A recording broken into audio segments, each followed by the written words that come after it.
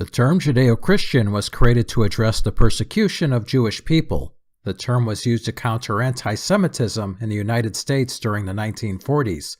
Although this phrase is inclusive to the Jews and the Christians, it excludes everyone else.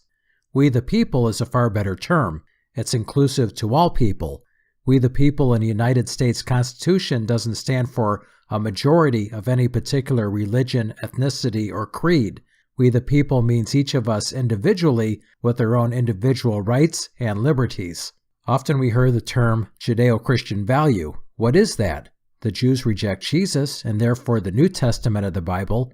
The Christians accept Jesus and use that new covenant to reject most of the Old Testament. So what value is shared amongst these two religions that have deep philosophical differences and a contentious history? The answer we always hear is rights come from God, not man. But this is an extremely vague and incomplete definition. For example, how can anything be deemed a Judeo-Christian value if it's not in the Bible? In order to be honest with the wording, there must be two conditions. Rights come from God, and those rights from God are specifically stated in the Bible. Unless someone can find in the Bible where it states that all men have the right to life, liberty, and a pursuit of happiness, no one should claim that's a Judeo-Christian value. If it's not biblical, it's not Judeo-Christian. When a man claims that the story of Jesus' virgin birth was a myth, which is what Thomas Jefferson did, nothing he states that's not in the Bible should be considered a Judeo-Christian value. No matter how much you agree with a man's philosophy, that doesn't make him a divine prophet. What is a right that comes from God? Do we have a right not to be killed that comes from God? Many will point to the commandment in the Bible, "Thou shalt not kill." However, shortly after giving that commandment, Moses murders his own people for worshiping a golden calf and slaughters the Midianites, including women and children. And let's not forget Exodus 21:17. Anyone who curses their father or mother is to be put to death. Do you believe in the death penalty, even if it means condemning a minority percentage of wrongly convicted people?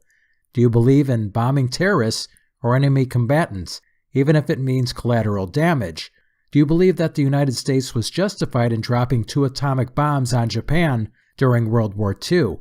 What are the exceptions to "thou shalt not kill," and who determines those? What about slavery? Is owning slaves a right from God? If people believe that their right to own slaves comes from God, it might be very difficult to take those rights away. That could start a civil war. I find it very interesting that many outspoken Christians on the subject of ethics use slavery as an example of so-called moral relativism. They claim that being against slavery represents objective morality from God, objective moral truth. But where in the Bible does God condemn slavery? And what's the difference between Christians today who decry slavery and the Christians in the past centuries who supported the institution? How is this phenomenon not explained through moral relativism? How do we interpret the following passage from the Bible? Leviticus 25:44-46. Your male and female slaves are to come from the nations around you. From them you may buy slaves. You may also buy some of the temporary residents living among you and members of their clan born in your country, and they will become your property. You can bequeath them to your children as inherited property and can make them slaves for life. There are Christians today who claim that the following Bible passage somehow negates this previous one. Anyone who kidnaps someone is to be put to death, whether the victim has been sold or is still in the kidnapper's possession. Exodus 21:16. However, this passage only offers punishment against kidnapping. It doesn't condemn slavery when conquering other people. It doesn't condemn purchasing children from their fathers, which should also not be considered kidnapping.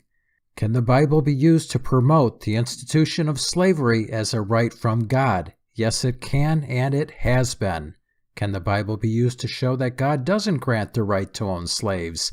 Yes, but only with selective and liberal interpretation of Scripture. What's the difference of direction between the two approaches? Human society, geographical logistics, and the year on the calendar. The concepts of good and evil come from philosophy. It all comes down to human opinion. There is no escape from this fact. A man claiming to speak for God is using human opinion to put the words into God's mouth. A man claiming that other men claiming to speak for God actually were speaking for God more than the millions of other men making the same claim is also using human opinion as to what men claiming God said was actually something God said. Using the word faith doesn't add any integrity or decency to the argument. Morality, a system of right and wrong, isn't from God. It's from philosophy. When it comes to what's right and wrong, humans have advanced in our understanding of ethics while the Bible has remained static. Slavery can easily be interpreted as a right from God in biblical scripture. So can the right to murder a woman who doesn't prove her virginity on her wedding night, and the list goes on and on. Something to consider the next time someone tells you that our rights come from God or uses the term Judeo-Christian values.